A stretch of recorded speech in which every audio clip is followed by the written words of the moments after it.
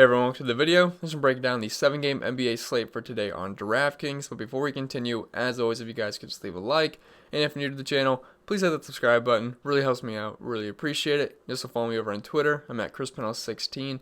If you do want to support over on Patreon, it's much appreciated. You hit the link in the description below, and it'll get you access to any of my extra content that I put out every single day or every single week, just depending on the sport. I cover basketball every single night. You get access to my projections, cheat sheet, core plays, data sheet, projections. I already said that. My Discord chat. So I did integrate my Discord with Patreon. So as soon as you sign up, it'll take you into one of the private chats on Discord. And then every single week I do my NASCAR content, which is by far everyone's favorite on my channel. I love covering NASCAR, and we've had a lot of success all season with it. So even people that have no idea about anything about NASCAR, I do a really nice article. It's pretty easy to read, and I do my data sheet, projections, all that stuff. So really do enjoy NASCAR. And then we have MLB coming up. I believe it's March 26th this season, so opening day is less than a month away, and I love MLB. I'll be here every single day covering baseball. I have a huge data sheet for that. There's so many numbers I can go into baseball, so I'll have my data sheet available on Patreon as well. So yeah, we got that to look forward to, and I'm very excited for baseball. But before we can get excited for baseball, we should probably break down today's slate. So without further ado, let's get into the 7-gamer we have on tap for tonight.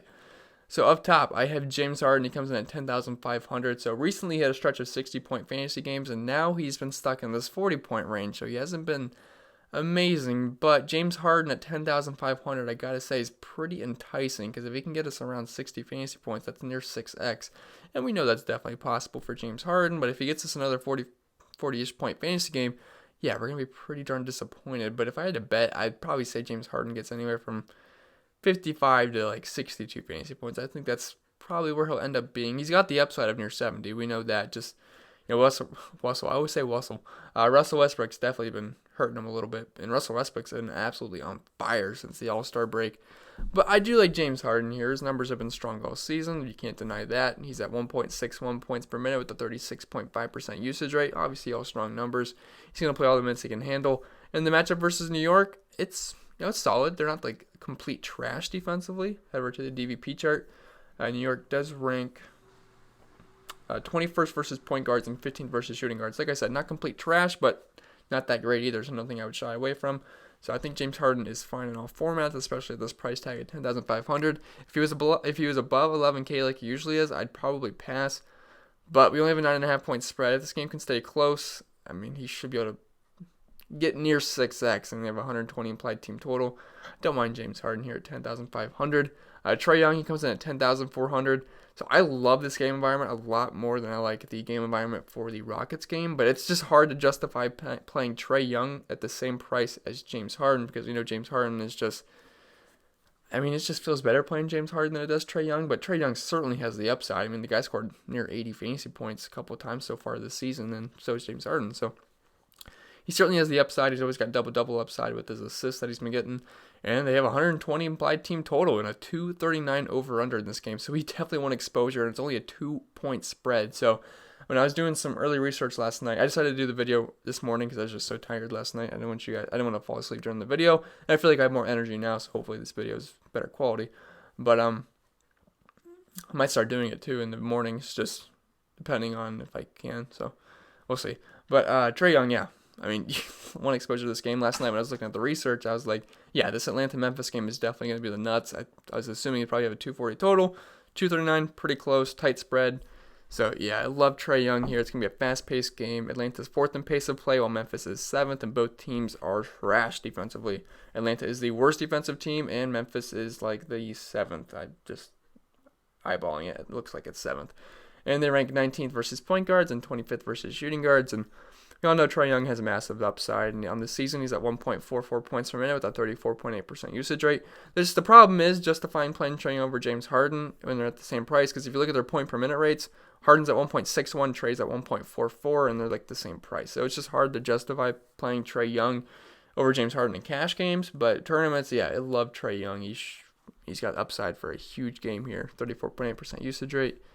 Play elements he can handle. Yeah, I mean, I think Trae Young's a very, very strong tournament play. You could get away with it in cash games, but I mean, when James Harden's right there, it's kind of hard, especially when Luka's right below him too. And if you look at Luka's numbers, they're better than both of them. So we'll talk about Luka now. Okay, so Luka's 10,300. This is a very, very, very low price range that we have not seen in a while from Luka. Although I will say I think he was 10,200 versus Atlanta recently, but he ended up not playing in that game. Before that, I think I told you guys in that video, this is the cheapest he's been since, I believe, November 17th versus the Knicks. So 10,300, you're just getting a little bit too low here. I know he's questionable for this game, but I'm assuming he's going to play. He missed the last game on Sunday with a thumb, but it was the day after his 21st birthday in Miami. Might have been a little hungover. I think that's what it was. I think they just gave him the day off. So assuming he plays, I like him a lot here versus Chicago. And also another thing, Kristaps, it's a back-to-back, so he might not play. So if Kristaps is out, Luka's numbers are insane. So if we skip some of this stuff really quick, we'll go over those numbers. On the season, they're great. 1.68 points per minute at 37.2% usage rate. That's better than Harden. That's better than Trae Young. That's better than anyone on this slate. And he's also cheaper than Harden and Trae Young.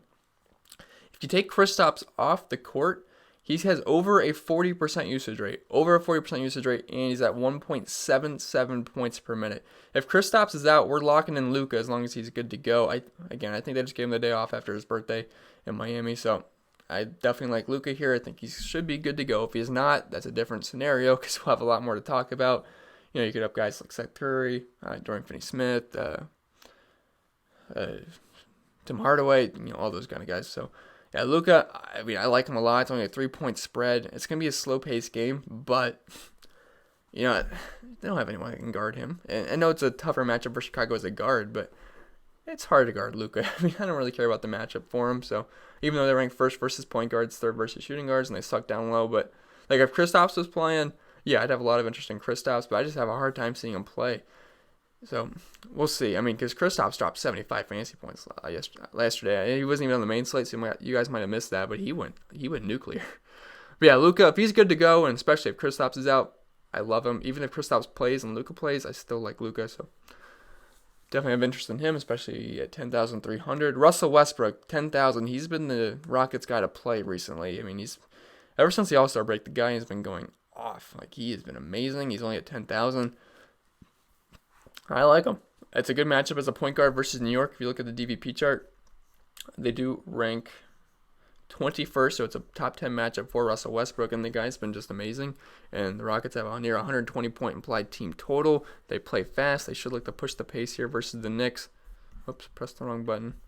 Just making sure you can see my... Okay. All right, anyway. Yeah, but on the season, his numbers have been strong. 1.4 points per minute with a 34.3% usage rate. Again, though, if Luka's good to go, give me Luka because his numbers are just so much better than the rest of these guys. 1.68 points per minute with potential of Kristaps Porzingis out. Luka just really stands out as an amazing play as long as he's good to go. But I'm fine with any of these options, especially Trae Young in tournaments. And then in cash games, James Harden and Russell Westbrook are totally fine. But my preferred play would be Luka as of right now.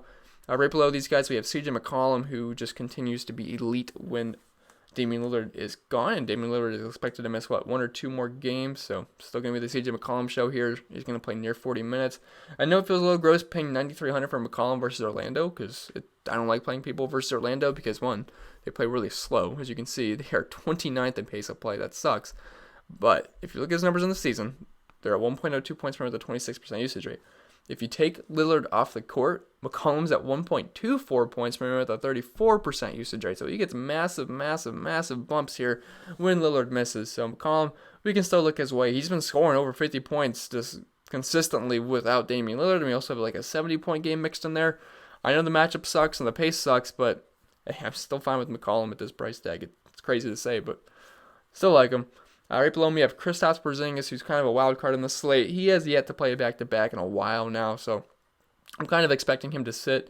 As you can see, I just threw him in for 0 minutes. But if he's good to go, I like him a lot for Chicago, but the problem is they might say he's on a minutes limit, so we're probably not going to be playing Kristaps, so I do want to put him on here just because I love the matchup. Versus Chicago, they suck versus big men. They rank, 29th? At 29th and 30th versus power forwards and centers, and Kristaps Porzingis has been amazing. Even if Luka plays and they both play, and let's just say Kristaps was good to go. He's going to get around 30 minutes. He's good to go. We've seen games where he still scores near 60 fantasy points with both of them playing together, and you love the matchup versus Chicago. And on the year, 1.27 points per minute, 26.6% usage rate. And there's another scenario, too, where if maybe Luka doesn't play and then Kristaps plays. So there's 3 scenarios here. And if Luka's out and Kristaps plays and he's good to go, fully, he's at near 1.4 points per minute with over a 30% usage rate. So Porzingis would be a very, very good play. But again, we're going to have to monitor the injury news here because they're both listed as questionable.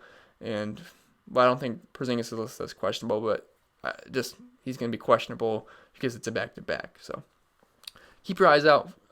Keep your eyes peeled for news on Porzingis and Luka because those are big question marks on this slate as of right now. Nikola Vucevic's 8,400, so they've been lowering his price tag, which is nice because whenever I recommend him, he gets one of those like 30, 40-point games instead of those 50-point games that he likes to get. So I'm hoping he can just do good for me here because I'm recommending him. 8,400 versus Portland. I mean, the matchup is elite. It's a pace-up spot for the Magic. They're 29th in pace of play, while Portland is 11th. So I always like getting guys in pace-up spots, and his numbers are strong on the season. 1.29 points per minute, the 25.9% usage rate. I mean, those numbers are better than Porzingis in the point per minute department, and he plays more minutes than Porzingis. So, I mean, the numbers indicate he should be a good play. And if you look at the DVP chart, Portland sucks versus big men. They're ranked 24th versus the position. We know Vucevic's got near 60-point fantasy upside, so Vucevic, I think he's fine. You can get away with him in cash games, maybe stronger for tournaments, but still think he's fine. Donovan Mitchell, 7,900. So this guy can be very hit or miss. I mean, sometimes I play the guy, he gets like 20 points. Sometimes he'll get near 60. I mean, he's just very hit or miss. Just depends on how the shots are falling. But he gets an elite matchup here versus Cleveland as a guard. We know Cleveland sucks defensively versus guards and really just everything. So they're the second worst defensive team, and they rank 30th versus point guards and 30th versus shooting guards. So it's literally the best matchup you can ask for if you're Donovan Mitchell. So he should be able to perform well. And since everything lines up perfect, he's probably going to flop. So just make sure you guys know the risk with Donovan Mitchell. But he's below 8K. And it's going to be a slow-paced game. They're 27th in pace of play, while Cleveland is 21st. But I like the matchup, and he's averaging 35 minutes per game. 1.13 points per minute with a 31.3% usage rate. Yeah, I don't mind Donovan Mitchell here. I think he's fine. Just, man, whenever I play the guy, he likes to flop. All right, right below me, I have Julius Randle. Is this recording? Yeah, it's recording. Okay, so... Julius Randle comes in at 7,700. I think this is a pretty fair price tag for him. Going up against Houston. Last time he played Houston, I actually ended up playing him, and he was doing well, but he ended up not playing like the last 6 or 7 minutes of the game because the game was blowing out. So the box score won't look too good, but he was probably heading his way to a near 45, maybe even 50, just depending on how he was playing point game. But when he's on the court, he was doing pretty good, a little bit over a point per minute. Now, again, there's always a possibility that Houston blows out New York. We know that. But at least they're playing at home, so that might help a little bit. But 9.5 point spread, it's not like it's double digits. It's close, but not double digits quite yet. And it's a 230 total, so I like this game. It's also a pace-up spot for the Knicks. They're 18th in pace of play, while Houston is 5th. And his numbers are strong on the season. He's got over a 27% usage rate, 1.14 points per minute. And we know Houston's not that great down low. They rank at 26th versus power forwards and 13th versus centers. But I expect that number for centers to get worse. I know it actually hasn't moved too much because, PJ Tucker's playing the 5, but Julius Randle's a big athletic big, and guy's got plenty of upside, so don't mind Julius Randle. Right below me, we have DeMar DeRozan, 7,300. So LaMarcus Aldridge is going to miss this game again. We also have Jakob Poeltl missing this game, which I am thankful for because then we don't have to get trapped into playing Jakob Poeltl because that guy has destroyed lineups 2 nights, not in a row, but the last 2 times he was on the slate because in the last game, he was actually rolled as getting the start, and then he ends up, spraining his MCL? Is that what it was? Or meniscus? I don't remember what it was. But something with his knee. He destroyed lineups again, but he was chalk again, so I guess it didn't absolutely murder you. But, man, I'm just glad the Jakob Poeltl experiment is over. I mean, the numbers say he's a good play, but, man, that sucked. But, yeah, DeMar DeRozan, 7,300. He's pretty much a safe bet for paying off his price tag when Marcus Aldridge misses, and he's still fairly priced at 7,300. I thought they'd price him up a little bit more, but yeah, we're gonna have interest in DeRozan. It's a sucky matchup versus Indy, but it's only a 1-point spread. It's gonna be a slower paced game. We know Indy plays pretty darn slow, and they're one of the best defensive teams in the league. They rank 1st versus small forwards and 6th versus shooting guards. So yeah, this is a very, very bad matchup for DeMar DeRozan, but the numbers are strong, and I'll look past the matchups here. So on the season, he's at 1.14 points per minute with a 27% usage rate. If you take Aldridge off the court, DeRozan is at 1.27 points per minute with a 32.4% usage rate. So quite the big bump with LaMarcus Aldridge off the court. So we can certainly look his way. John Morant, 7,200. He went off in the last game. I think he had around 60 fantasy points versus the Lakers, of all people. Now he gets the elite matchup versus Atlanta. Not saying he's going to get 60 fantasy points again, but I certainly have interest in GPPs. Probably not going to get there in cash games because of this price tag on him. And the guy can be very, very hit or miss. But, I mean, in tournaments, you got to have some interest in Morant here because, I mean, 240 total, 2-point spread. A lot of points are going to be scored here. We know how bad Atlanta is defensively. We have a fast-paced game. It's going to be a track meet. 7th in pace of play, 4th in pace of play. Look at the DVP chart. Atlanta, last in the league defensively. They are 29th or worst in 4 categories, or versus 4 positions. And then they rank 20th versus point guard. So, I mean, yeah, we got to have some interest in Morant in tournaments. On the season, 1.12 points per minute, the 26% usage rate. The guy's got massive upside. He's also got massive downside, but I'm willing to bet on him having one of his better games versus Atlanta.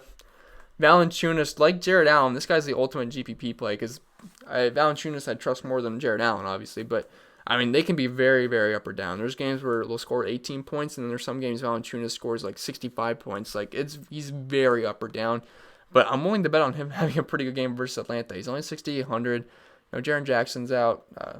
Brandon Clark's still going to be out. So, should play around 30 minutes. And, Atlanta's just so bad down low. They don't have Dwayne Dedmon. They don't have Clint Capella. I mean, that's a little rough for them down low. And they rank 29th versus centers. Like, that number's just been getting worse and worse as the season goes on. They used to rank like 24th. It's going down quick. It wouldn't surprise me if they went to 30th soon. But, yeah, Valanciunas, I like him in tournaments. I don't think I'd get there in cash games, but if you look at his point per minute rate, 1.28 points per minute, that's pretty darn good, 21% usage rate. So, Valanciunas on my radar for tournaments. Maybe you could get away with it in cash games, but it just feels a little bit risky. But I don't hate it, 6,800. Elfrid Payton, 6,700, like the matchup versus Houston. I think guys just does a little bit of everything in the stat sheet. He can always flirt with the triple-double. I'm not saying it's going to happen, but I like that he does a little bit of everything in the stat sheet because it makes him a little bit safer. And besides the last game, he's been very consistent. I mean, he's been scoring near 40 points every single game. So he's been doing well, 1.05 points per on the season, lower usage rate, but he does do a little bit of everything in the stat sheet.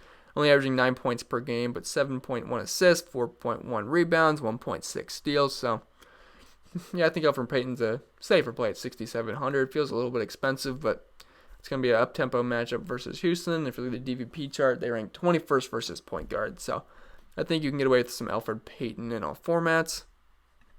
And right below me, have the white-hot Cody White. Like, he is just on fire. He's 5,800. I do not like the matchup versus Dallas that much. But when you're hot, you're hot. And Kobe White, man, he is on fire. He's just draining threes. He's been scoring over 30 fantasy points for quite the stretch now. He's just going off. And sometimes when you're just seeing the hoop well, you keep making shots, and that's what he's doing right now. I know he's expensive, not playing him in cash games at all, like not even thinking about it. But in tournaments, I don't feel like a lot of people are going to play him at 5,800, so I still think you can look his way. Again, there's no total out yet for this game because we're waiting on Luka and Porzingis news. But it's a tight spread, and he's at 0.9 points per minute, but he's been playing better than that recently. He's at a 23.8% usage rate. I don't mind Kobe White here. It's a tougher matchup versus Dallas, but I wanted him on here just because of how hot he's been, and sometimes when you're hot, you got to ride the hot hand. So Kobe White, he's fine in tournaments, not in cash games. Mike Conley, I think he's good in cash games, only 5,400. I believe he was 5,100 last game versus the Wizards. Started out slow, but ended up with like 34 fantasy points. He was a core play for me, ended up performing very, very well.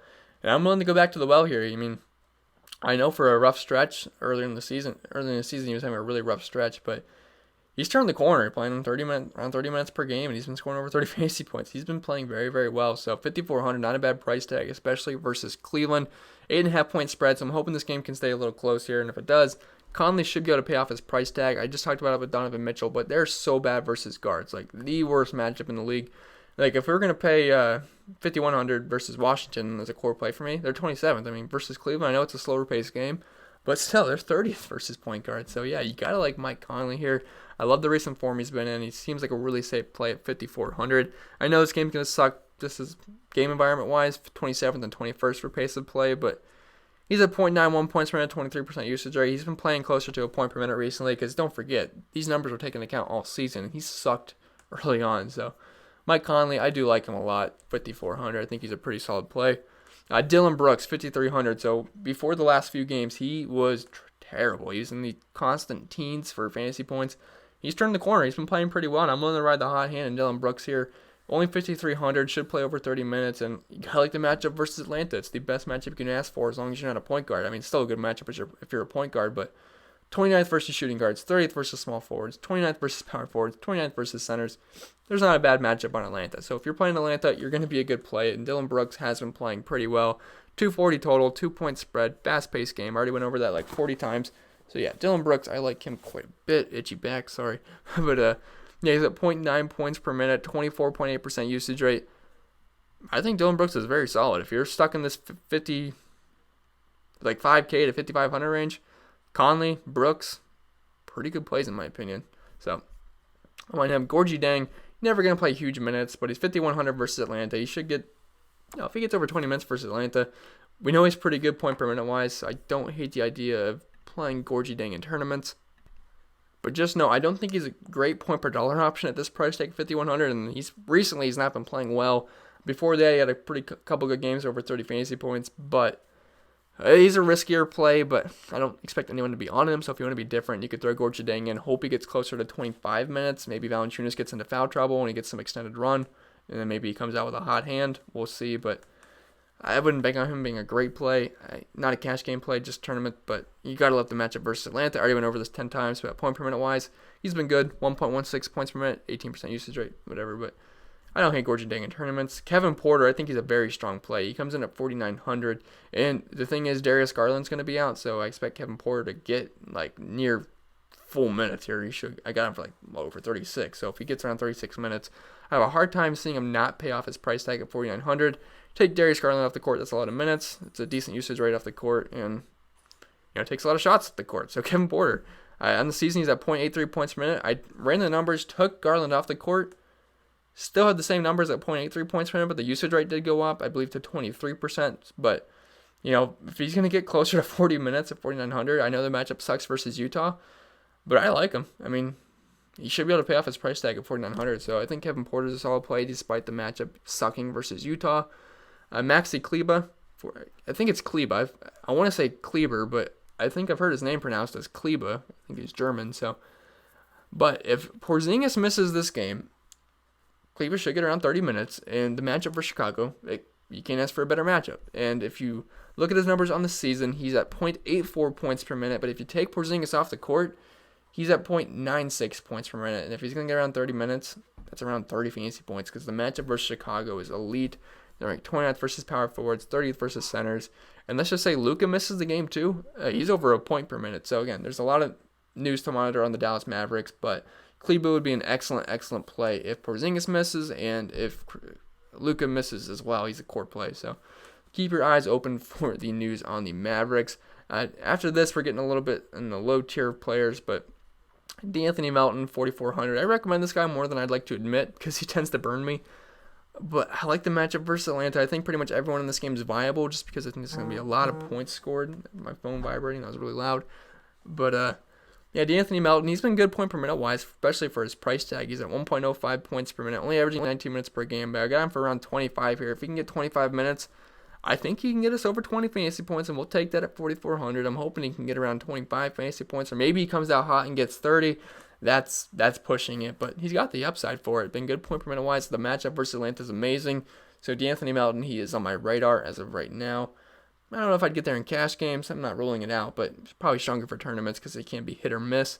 Rudy Gay, he was amazing in the last game. Absolutely amazing. Now, again, he did benefit from Pirtle missing the game. But Pirtle's going to miss the game again, so you can look Rudy Gay's way for sure. 4,300, ended up playing really well. The thing is, he does struggle to get over 20 minutes, but with Pirtle being out, I expect him to get over 25 minutes, and him playing well in the last game definitely ups his chances. Now, I know Coach Pop likes to screw us, so who knows what will happen, but I expect Rudy Gay to get around 25 minutes, and if that's the case, I like him quite a bit. On the season, is at 0.98 points per minute, the 21% usage rate. If you take Pirtle and all those guys off, LaMarcus Aldridge, Rudy Gay's at 1.08 points per minute with a 23.1% usage rate. So Rudy Gay, I think, is a very solid cash game. A value play, I should say. So don't mind Rudy Gay. Cam Reddish, he was another guy that got hurt in the last game. Speaking of Jakob Poeltl, Reddish, that was the same night. They were both very high on. I want to say two of the highest known guys on the slate. Cam Reddish ended up leaving the game, although it was much later in the game than Poeltl's was. But if he's good to go, he's listed as questionable. If he's good to go, should get around 30 minutes, and obviously I have interest. This is the best game of the slate, and probably one of my favorite value plays on the slate because he has been playing pretty well recently. And I know the game before he got injured, he went off. I think he had like 40-some fantasy points. But yeah, I love Cam Reddish as long as he's good to go in this game. 240 total, 239, 2-point spread, fast-paced game. On the year, 0.75 points per minute, but he has been playing a little bit better than that recently. So Cam Reddish, I think he'd be a great play as long as he's good to go. PJ Tucker, he had a decent game last time out, surprisingly, but I hate recommending PJ Tucker. I just put him on here usually just to make fun of his usage rate because I think it's hilarious. He's at 8.8% usage rate. I mean, it's just funny to look at. And at 0.63 points per minute. The thing is, though, he's going to play a lot of minutes. He's averaging 35 minutes per game. And he actually had a decent game last time out. I want to say he was close to 30 fantasy points. I mean, he can hit some corner threes, but if he's not hitting corner threes, he's going to be a bad play because he likes to stand in the corner and do nothing all game. He can get some rebounds, and maybe he gets the lucky assist. But maybe he picks up a steal or a block, but he's just so bad point per minute wise. But 3,900, you could do worse. So I let PJ Tucker here if you need just a pump play, but I don't recommend it. And he's only center eligible now. He used to be power forward eligible, so you're probably not going to go there, but he's there if you need him. And then we have another spur, Patty Mills, 3,200. So if you take Aldridge off the court, his numbers are pretty good. It's a 729-minute sample size, and he's at 0.95 points per minute, and that's up from 0.83 points per minute. So it's weird, but he gets a huge bump with Aldridge out, and he's at a 22.5% usage rate. So Patty Mills, I think he's fine. He's near the minimum. He should get over 20 minutes. I mean, not an amazing play. It's not a good matchup versus Indy at the slightest because they're amazing versus guards. They rank 7th versus point guards, 6th versus shooting guards, but 3,200, you don't need to do much to hit value here, so I don't mind Patty. Tyus Jones, he should get over 20 minutes. He's 3,200. He's near a point per minute, 0.92 points per minute, 16% usage rate, but I just want exposure to this game. So they are getting out as good value plays, him and Melton, just because of this game environment, and if they can crack 20 minutes, maybe even 20, 25 minutes, they should be good plays. And Tyus Jones near min price, 3,200. So it won't be too hard for him to hit value as long as he gets the minutes. So I don't hate Tyus. And then DJ Augustine, again, some of these guys were just going to be hoping they crack 20 minutes. But if Augustine can hit 20 minutes, I mean, in the last couple of games, he's been fine. I think last game he was over 7x value. I don't hate it at 3,200. It's a good matchup versus Portland. If you look at the DVP chart, they rank 26 versus point guards, and on the season, he's at 0.85 points per minute. It's not the worst thing in the world. It's also a pace-up spot for the Magic. They're 29th the pace of play, and Portland is 11th. I almost forgot they're playing for a second. So I don't think Augustine's the worst play in the world. So we do have some value on this slate. So looks like we'll be able to spend up for one of these guys and then get a lot of good mid-range plays in. So yeah, it's going to be it for the player-by-player breakdown. But before we get out of here, I do want to talk about the sponsor, OverlayDFS.com. Alright guys, you've been watching my videos, you already know what this is, but if you're new to the channel, this is OverlayDFS.com. It's exactly how it sounds. It's right there on the top left if you don't know how to spell it. But it's a very fun website to play DFS on, and it's not like a complicated website like Draftkings. You don't have to build lineups. You don't have to worry about salary cap restrictions. You don't have to worry about optimals. You don't have to worry about like Chipotle coming in here and max entering the whole thing. It's a really fun website. It's just based on pick'ems, basically. So this is a screenshot of tonight's slate. So it's by player matchup. So whenever you think scores the most fantasy points, you pick that player in that row. So you have Giannis versus Harden tonight. If you think Harden's going to outscore Giannis, you pick Harden. If you think Trae Young's going to outscore Westbrook, you pick Trae Young. If you think Whiteside's going to outscore McCollum, you pick Whiteside. It's as simple as that, guys. And if they happen to outscore the other guy, you win that matchup. And if you finish in the top 10% of the contest, you win 9 extra money. And that's probably my favorite thing about Overlay is their payout structure. I think it's absolutely amazing.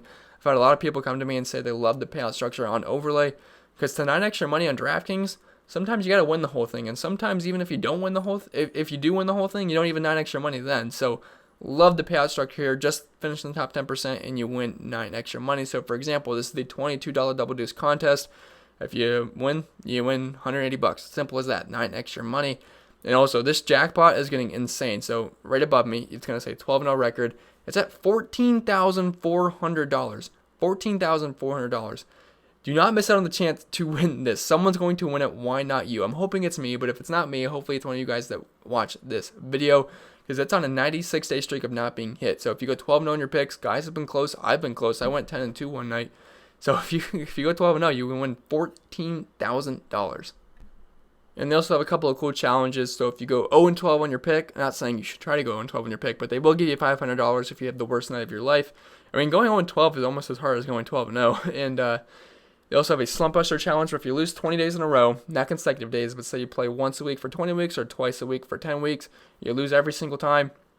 Unfortunately, that sounds pretty hard to do, but they will refund every single dollar that you deposited. So check it out, guys. OverlayDFS.com. No promo code required from me, and there's also a link in the description. Just go over there, sign up, and have fun. I've noticed there's a lot more people in the entries than there was when I first started recommending it to you guys. So hopefully you guys have been trying out. I know one guy, he's always asking me about overlays, so people do enjoy it. So check it out, guys. I would not recommend it to you if I didn't play there myself. I'll see you in the double deuce contest tonight. So if you think you can beat me, try. And then, yeah, that's pretty much going to be it for the video, guys. Hope it was helpful. If it was, remember to leave a like. If you're new to the channel, hit that subscribe button. Really helps me out. Really appreciate it. Follow me over on Twitter. I'm at Pennell16. Let me know if you like the videos in the morning better. I don't know if it really matters, but I feel like I'm not as dead tired. But we'll see. So, anyway, it's going to be it. See you guys in the next video. And wish you guys the best of luck. Sign up on Patreon if you want. Second day of the month, so best time to do so. And yeah, it's going to be it. Enjoy your Monday. As hard as that is to do.